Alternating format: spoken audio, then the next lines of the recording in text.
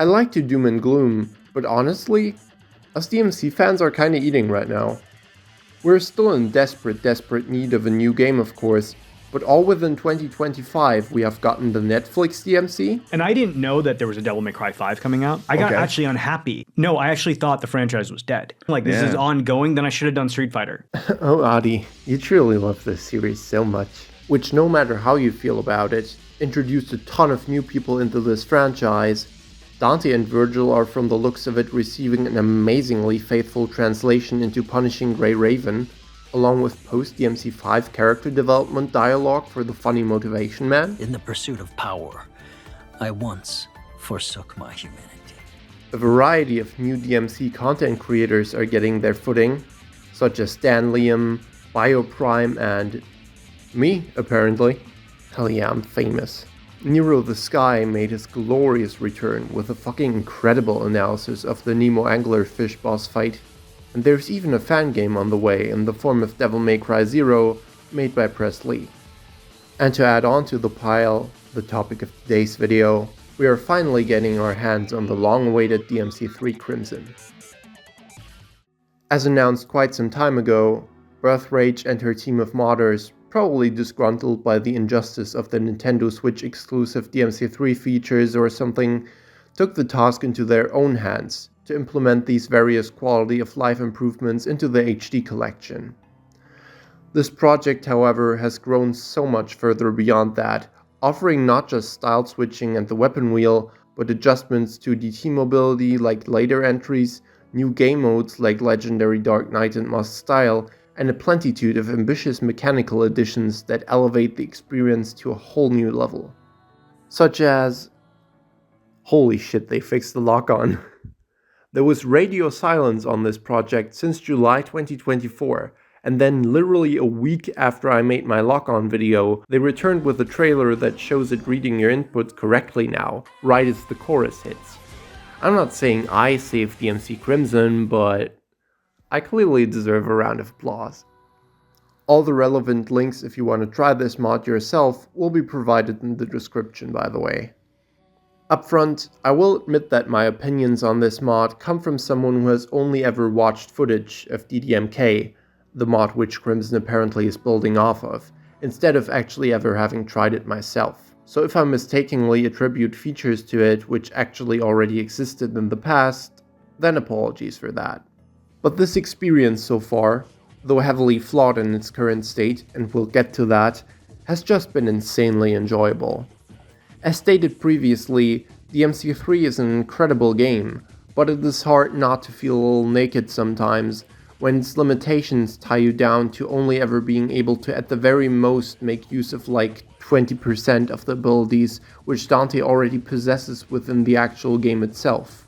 Crimson alleviates this, and now you have free reign to show off in the coolest ways you see fit, instead of being forced to completely give up your ability to perform air juggles in case you want to be able to throw in some gunslinger spice or make use of 3's various guard cancel techs. This could be a whole video topic on its own someday, honestly, but style switching is legitimately the very thing that brought me to DMC in the first place, so it is just incredibly cool to see it here. And I find it important to make a point of just how seamless its implementation in this mod is. Before Crimson, to my knowledge, there were two ways style switching was handled, both in my opinion quite flawed in their own right.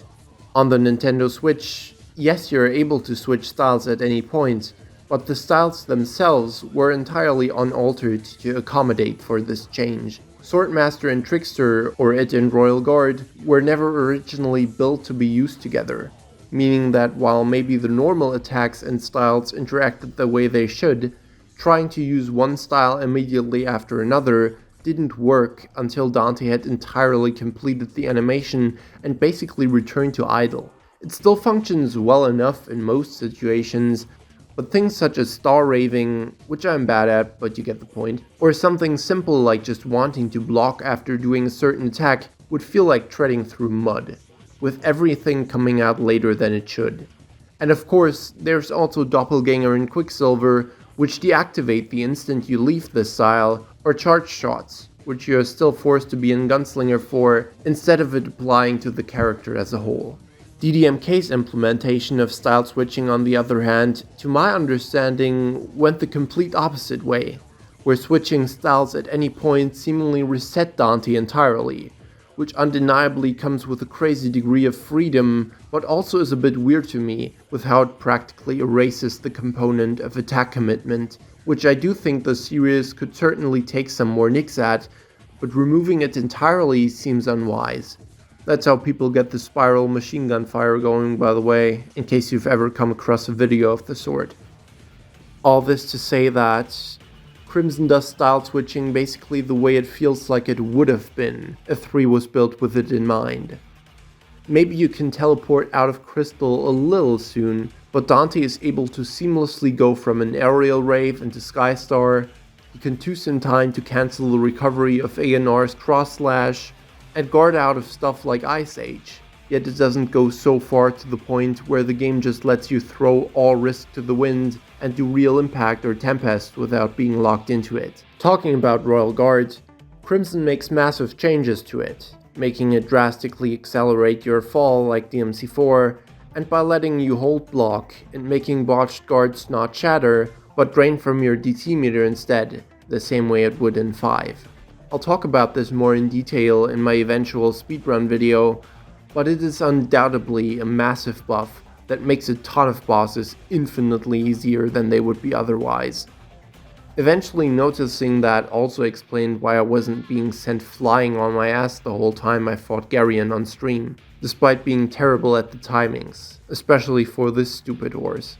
And I guess with me dropping the word flying there, it's time to move on to one of the most important additions this mod makes, that being inertia. You may have heard of it before, and if you haven't, here's 2 videos, one by Astenia, the other Waifu Runs, which explain and showcase its value to DMC better than I ever could.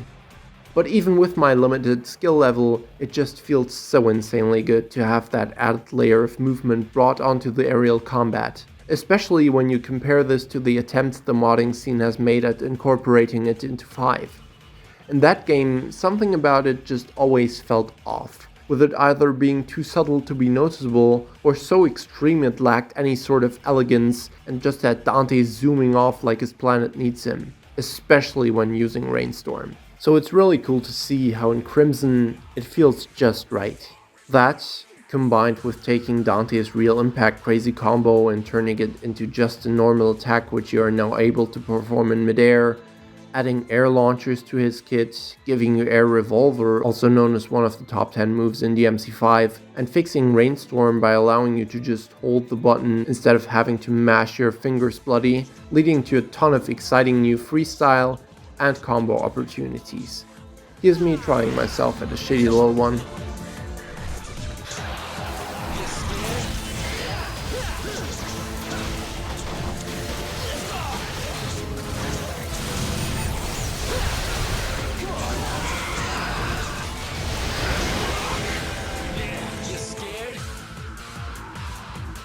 Quick note, since I mentioned holds instead of mashing, I've seen quite a lot of people struggle with inputting jam session with this mod.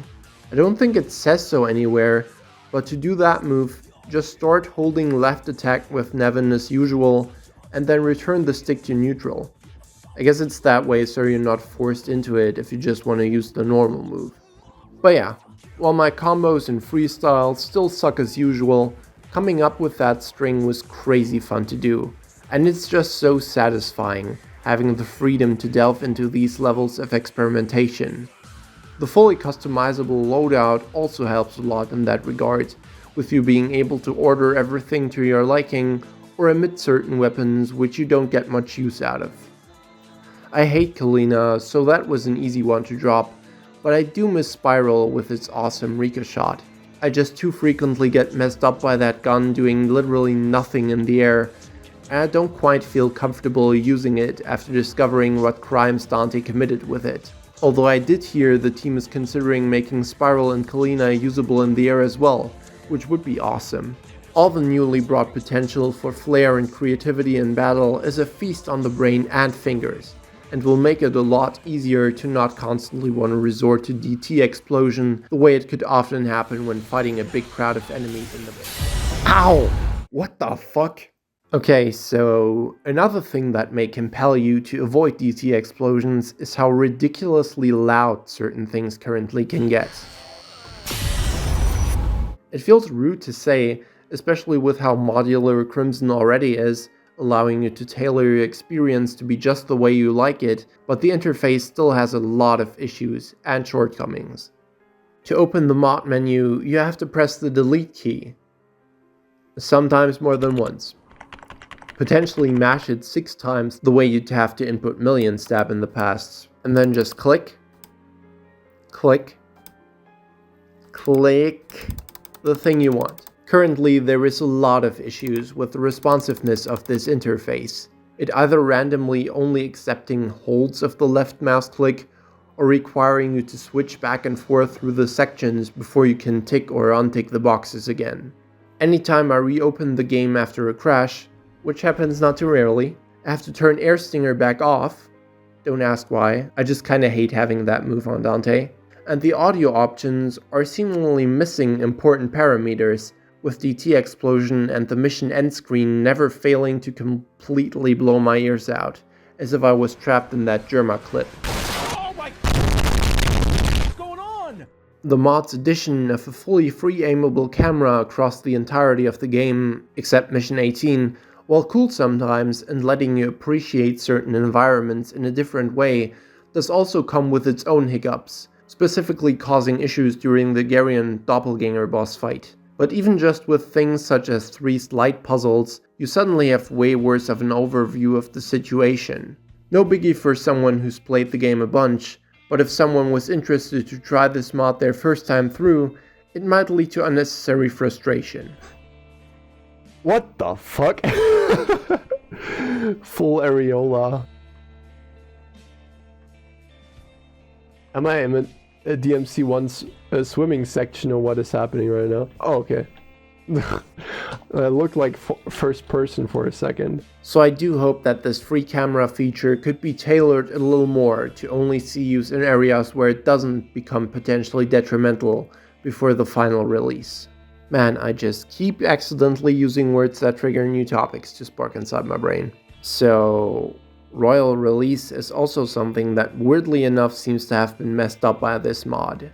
A lot of the time that you do it, instead of Dante satisfyingly blowing through the enemy the way he's supposed to, sliding across the floor and cutting a bright line of death through all who stand before him, he just sort of turns around on the spot to where he ends up in the same location he started, which doesn't just feel worse, but can also be detrimental, with releases usually bringing Dante out of harm's way. Yet now a lot of the time, right after landing one, I get smacked by another enemy that also had it out for me.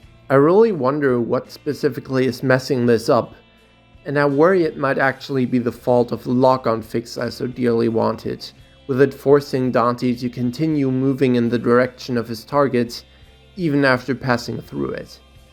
If so, then maybe it'd be possible to fix by disabling the lock-on correction for specifically the confirmed royal release portion, which I assume the game considers a separate ability from just normal release. And maybe the same could be done for 2-sim time, where currently aiming can become really weird when your lock-on target moves away from Dante's front. And then there still seem to be some moves which go in the direction you're facing instead of the target. Most importantly, the neutral trickster dash, which gets weirdly messed up and flipped around if executed with a guy behind you. Neutral goes away, right becomes left, and left becomes right. It definitely makes it feel clunkier than need be, especially with Skystar just bringing you to the lock-on target the way it should. RG Ultimate has some backturn jank as well, although that move is currently broken in general, with you being unable to hold it and maintain the shield, since Dante instantly reverts to his normal blocking state. But whoever uses Ultimate anyway, so it's not a big deal. Especially now that the inputs are fixed and the likelihood of triggering it unintentionally drastically decreased. And lastly, just stability wise, while crashes do happen, One thing that I ran into way more is the game completely refusing to let you return to it after alt-tabbing, with you being able to sometimes regain control of it if you close every other application on top and then alt-tab back in, but a frustrating majority of attempts resulting in the game denying you any further input and needing to be closed down and reopened. This sudden refusing of your inputs can even happen randomly for no reason, just in the middle of a fight. And if you ever return to desktop and try click back on DMC3, you have no hope of returning without a quit and restart anyway. It just will not open. So to anyone who plans to record footage of this mod, I recommend you set shortcut binds for your OBS and use it blindly in the background until you're done playing, instead of trying to check in every once in a while. It may just be as much of a death sentence on your game as trying to start Switch during the credits. Oh shit. But this is still a beta, and so the plentitude of current issues are all subject to change. Personally, I can't wait to see what the final version of this mod is gonna look like, and I'm extremely grateful to Birth and her team for bringing us this insanely ambitious mod. I haven't even given the multiplayer a try yet, but if I find someone to do it with, I'm sure that could be insanely enjoyable, and ramp up the craziness of this mod even more. So I'm wishing the C team the best of luck on their continued development. And who knows? Maybe once this project has all its issues filed out and reached its perfected final state, since the Switch version has its dumb permanent exclusivity deal, Capcom could pay you guys out the ass to make Crimson an official release on all other platforms. Well yeah, that's enough from me for now.